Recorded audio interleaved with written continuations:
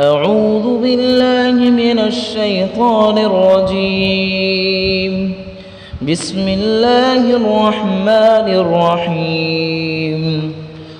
اتخذوا أحبارهم ورهبانهم أربابا من دون الله والمسيح ابن مريم وما أمروا إلا ليعبدوا إلها واحدا لا إله إلا هو سبحانه عما يشركون. انہوں نے اللہ کے بجائے اپنے احبار یعنی یہودی علماء اور راہبوں یعنی عیسائی درویشوں کو خدا بنا لیا اور مسیح ابن مریم کو بھی، حالانکہ ان کو ایک خدا کے سوا کسی کی عبادت کرنے کا حکم نہیں دیا گیا تھا، اس کے سوا کوئی خدا نہیں، وہ ان کی مشرکانہ باتوں سے بالکل پاک ہے۔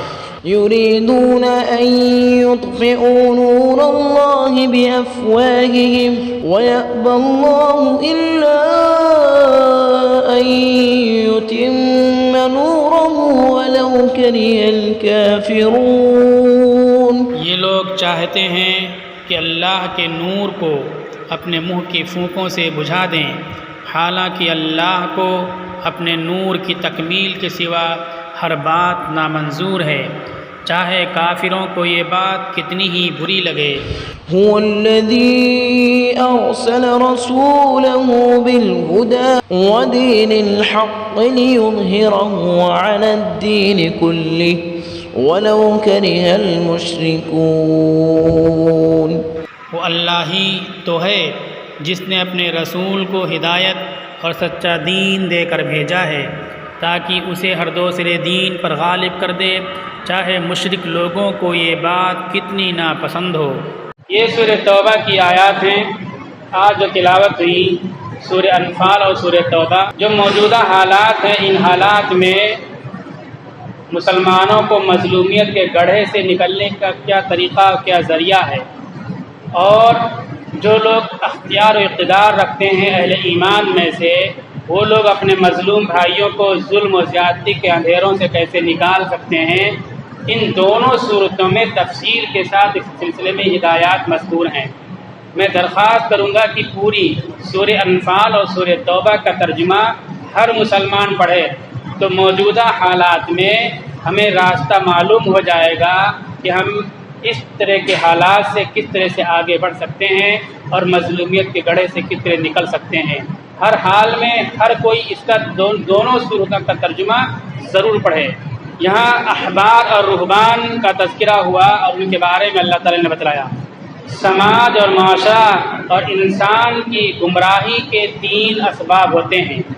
پہلا سبب تو ہوتا ہے انسان کی نفسانیت، نفس کی بنیاد پر انسان گناہ اور معصیت اور غلط راستہ اختیار کر لیتا ہے، نفس سے مجبور ہوتا ہے۔ دوسری چیز انسان کے گمراہی کے لیے ہوتی ہے ماحول اور سنگت۔ انسان جس ماحول میں ہوتا ہے اس ماحول سے متاثر ہوتا ہے، غلط لوگوں کی سنگت اور غلط لوگوں کے ساتھ اٹھنا بیٹھنا ہوگا تو اس کی وجہ سے بھی گمراہ ہو جاتا ہے۔ عام طور پہ یہ 2 چیزیں بہت طاقت کے ساتھ پائی جاتی ہیں، اس لیے ان 2 چیزوں سے بچنے کی بار بار ہدایتیں اسلام میں آئی ہے کہ اچھی سنگت اختیار کرو اور نفسانیت کی پیروی نہ کرو۔ ایک بڑی اور اہم چیز باپ داداؤں کی رسومات کی پیروی بھی انسان کو راہ حق سے ہٹانے کا ذریعہ ہے اور گمراہی کا باعث ہے۔ آنکھیں بند کر کے باپ داداؤں کی رسومات کی پیروی اگر کی جائے تو انسان حق سے محروم رہ جاتا ہے۔ ایک بڑی اور اہم چیز انسانوں کی گمراہی کے لیے ان آیات میں بیان ہوئی۔ جو مذہبی مقتدی اور پیشوا ہوتے ہیں وہ اپنی جاگیر اور اپنی گدی، اپنے مسند کو بچانے کے لیے قوموں کی مس گائیڈنگ کرتے ہیں اور غلط رہنمائی کرتے ہیں، اس لیے سماج میں لوگ گمراہ اور بددین ہو جاتے ہیں، راہ راست سے بھٹک جاتے ہیں۔ ان آیات میں اسی بات کو بیان کیا گیا۔ علماء نصارہ کو بیان کیا گیا اور ان کی عبادت گزار لوگوں کے بارے میں بیان کیا گیا کہ یہ لوگ ایسے ہیں، اور اسی کے ساتھ عوام کو بھی مخاطب کیا گیا کہ جس طرح سے عبادت گزار اور یہ نصارہ عالم غلط ہیں، اسی طرح عوام بھی غلطی پر ہے۔ کیا غلطی پر ہے؟ کہ جب وہ اپنی شریعت اور دین کے خلاف باتیں کہتے ہیں، اور عام لوگ جانتے ہیں کہ ہمارے بزرگ نے، ہمارے عالم نے شریعت کے خلاف بات کہی ہے، جاننے کے باوجود اللہ کے حکم کو چھوڑ کر کے اپنے مقتدا، اپنے پیشوا کے پیچھے چلتے ہیں، اس کی بات مانتے ہیں جاننے کے باوجود، تو عوام کی بھی غلطی ہے۔ تو آیات کے شروع میں عوام کی غلطی کو متنبہ کیا گیا کہ عوام اپنے بزرگوں کو، اپنے علماء کو خدا بنا بیٹھے ہیں۔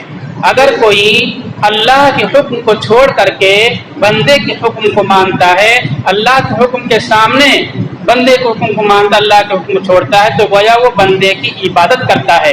تو یہ کہا گیا کہ جب وہ شریعت کے خلاف کوئی بات کہتے ہیں، پھر بھی تم اپنے بزرگوں کی بات مانتے ہو، تو گویا ان کی پوجا کرتے ہو۔ اسی طرح سے عام عیسائیوں نے عیسیٰ علیہ السلام کی بھی پوجا شروع کر دی۔ عیسیٰ علیہ السلام نے اللہ کی عبادت کا حکم دیا تھا، وہ لوگ کہنے لگے کہ عیسیٰ اللہ کے بیٹے ہیں، ہم ان کی بھی پوجا کریں گے۔ تو یہ لوگ ایسے ہیں کہ انہوں نے اپنے بزرگوں کو اور نصارہ علماء کو اور اسی طرح حضرت عیسیٰ کو خدا بنا لیا اور انہی کی پرستش کرنے لگے۔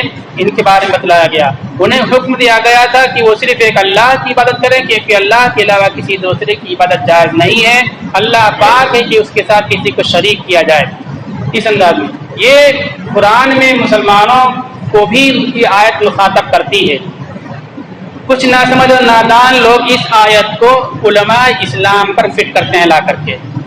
یہاں بھی جو کہا گیا کہ اپنے علماء کی بات مت مانو، ڈائریکٹ قرآن سے سمجھو، حدیث سے سمجھو۔ آپ کے اندر صلاحیت ہے، قابلیت ہے تو سمجھیے، آپ صلاحیت نہیں ہے تو علماء کی بات مانیے۔ یہاں بھی علماء کی بات ماننے کی ہدایت ہے، لیکن وہ بات نہیں مانی جائے گی جو اللہ کے حکم کے خلاف علماء بتائیں گے۔ تو جو علماء اللہ کے حکم کو بتاتے ہیں، اللہ کے احکام کو بتاتے ہیں، اللہ کے نبی کے احکام کو بتلاتے ہیں، وہ تو اپنی بات نہیں منواتے، اللہ کے نبی کی بات منواتے ہیں، اس لیے ان کی بات ماننا یہ شرک نہیں، عبادت نہیں ہے۔ اگر قرآن اور حدیث کے خلاف کوئی بات کہتے ہیں علماء، پھر آپ مانو گے تو یہ شرک ہوگا اور کفر ہوگا اور یہ منع ہوگا۔ لیکن علماء سے عوام کو کاٹنے کے لیے لوگ ان یہودی علماء کی مثالیں پیش کیا کرتے جو نہ سمجھیے۔ قرآن میں کہا گیا فَاسْأَلُوا أَهْلَ الذِّكْرِ إِن كُنتُمْ لَا تَعْلَمُونَ، تم نہیں جانتے ہو تو جانکار لوگوں سے پوچھو، پوچھ کر کے عمل کرو۔ آپ کو بتائیں گے مسئلہ، ان کی پوچھ کر عمل کرو گے تو قرآن پر عمل ہوا۔ اگر قرآن کے خلاف حکم دے تو مت عمل کرو۔ اسی طرح کہا گیا وَاتَّبِعْ سَبِيلَ مَنْ أَنَابَ إِلَيَّ، آپ اس کی پیروی کرو، اس کے پیچھے چلو۔ عام انسان، نبی نہیں، عام انسان، اس کے پیچھے چلو جو میری طرف رجوع کرتا ہے۔ حضرت ابوبکر صدیق اور 4-6 صحابہ کے بارے میں بات آئی، ایمان لائے، گھر جانے سے پہلے دوسرے لوگوں کو ایمان کی دعوت دی اور وہ بھی ایمان لے آئے، وہ بھی ایمان کی دعوت دینے لگے، تو اس کے بارے میں آیت نازل ہوئی کہ ابو بکر نے اسلام قبول کر لیا، انہوں نے اسلام قبول کر لیا، تو لوگوں ان لوگوں کے پیچھے چلو۔ وہاں نبی نہیں، وہ بندے اور انسان ہیں، ان کے پیچھے چلنے کا قرآن حکم دیتا ہے۔ کیوں؟ کہ اللہ کے حکموں کی پیروی کرتے ہیں، اللہ کی طرف رجوع کرتے ہیں، ان کے پیچھے چلو۔ کب ان کا پیچھا چھوڑو گے؟ جب اللہ کے حکموں کے خلاف حکم دینے لگے، اللہ کے راستے پہ نہ چلیں تو ان کا پیچھا چھوڑ دو، ان کے پیچھے مت چلنا۔ لیکن جب اللہ کے حکموں کے مطابق چلتے ہیں وہ، تو ان کے پیچھے چلو، یہ ہدایت ہے۔ جو کنفیوژن پیدا کرتے ہیں وہ میں نے دور کر دی، بتا دیا۔ اب اس طرح سے جو مس گائیڈنگ کرتے ہیں اس کا ایک بڑا اور اہم مقصد یہ ہے کہ لوگ اسلام کی طرف نہ آ سکیں۔ ان کی کتابوں میں یہودی علماء جو تھے اور ان کے عبادت گزار، ان کی کتابوں میں یہ باتیں لکھی ہوئی تھی کہ خاتم النبیین آئیں گے، قرآن نازل ہوگا، صحابہ ہوں گے، ساری تفصیلات لکھی ہوئی تھی۔ یعرفونہ کما یعرفون ابناءہم، وہ لوگ اس طرح سے پہچانتے تھے رسول اللہ صلی اللہ علیہ وسلم کو جس طرح سے اپنے بیٹوں کو پہچانتے تھے۔ ہزاروں لاکھوں انسانوں میں بیٹا آ جائے تو پہچان جائے گا انسان، لیکن جب لوگوں کو بتاتے تھے تو بات بدل کر کے بتاتے تھے اور پھر لوگ آنکھیں بند کر کے مان بھی لیتے تھے۔ تو اس سیکوینس میں یہ چیز اللہ تعالیٰ کہتے ہیں کہ اس طرح مس گائیڈ اس لیے کرتے ہیں کہ لوگ اسلام سے دور رہیں، اسلام کو نہ سمجھ سکیں اور انہیں کے جنجال میں، انہیں کے دھوکے اور فریب کے کاروبار میں پھنسے رہ کر کے ان کو چڑھاوا چڑھاتے رہیں۔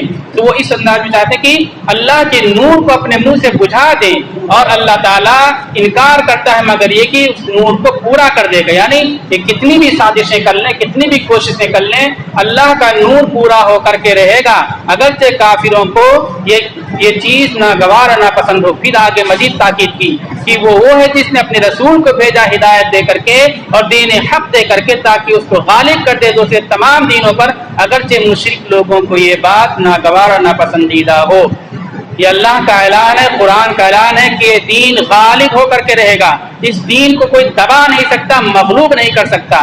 مولانا ابرار الحق ہردوئی رحمۃ اللہ علیہ کہتے ہیں کہ اس دین کو آگے اور اوپر اٹھنے کی اس کے اندر صلاحیت ہے، دبنے کی صلاحیت اس کے اندر نہیں ہے.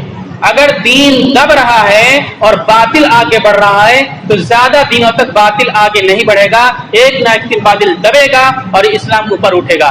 دین دب رہا ہے، باطل آگے بڑھ رہا ہے، تو سمجھ جاؤ کہ دین کے کام کرنے کی ذمہ داری جن لوگوں کی تھی ان لوگوں کی طرف سے کام میں کوتاہی ہو رہی ہے، اور باطل برابر کام میں لگا ہوا ہے، اس لیے وہ آگے بڑھ رہا ہے اور حق اور دین دب رہا ہے.